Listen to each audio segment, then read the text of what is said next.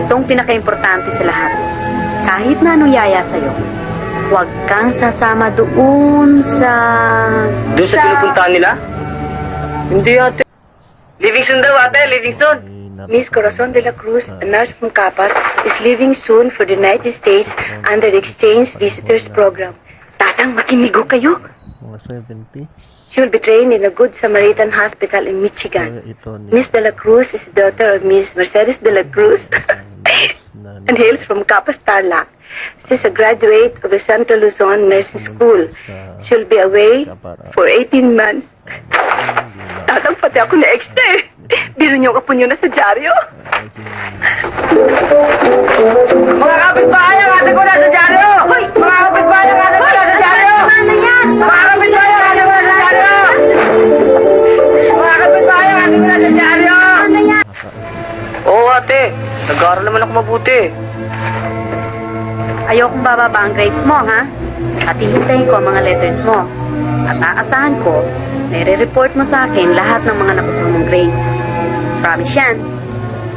Promise ate. Singkong, pag wala na ako rito, alagaan mo mabuti Singkong. Alam mo naman, matanda na yon. Pag naramdaman mong may sakit siya, sabihin mo kaagad kay inay nang may konsulta kaagad sa doktor. Biyaya ng ingko sa doktor eh. Di yung papapawis lang daw siya. Iyan daw ang gamot sa naman sakit, magpapawis.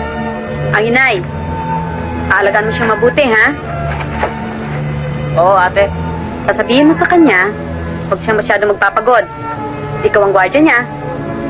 Tutulungan mo siya. Sasamahan mo siya sa paghahanap ng surplus.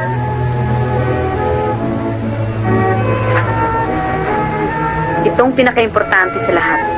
Kahit na anong yaya sa'yo, huwag kang sasama doon sa...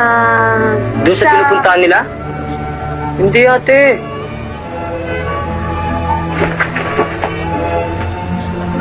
Eh mag-ano ako ron?